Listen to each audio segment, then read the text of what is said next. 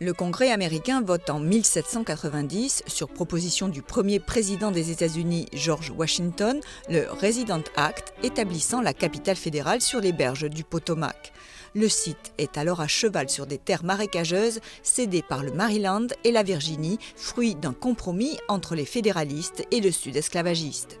Washington, partiellement détruite par un incendie pendant la guerre de 1812 contre la Grande-Bretagne, met des décennies à se reconstruire et rétrocède une partie de ses terres en 1846 à la Virginie. Mais dès 1800, le Congrès, siège du pouvoir législatif, y tient ses sessions dans le Capitole et un premier président, John Adams, y aménage. Le Capitole trône sur Capitol Hill, s'ouvrant sur une longue artère verdoyante, le Mall, jalonné de monuments retraçant l'histoire du pays et flanqué au nord de la résidence des présidents, la Maison-Blanche. La place du Congrès est à l'image de son pouvoir. Quand un président y perd la majorité, il s'expose à de terribles bras de fer, notamment sur le budget.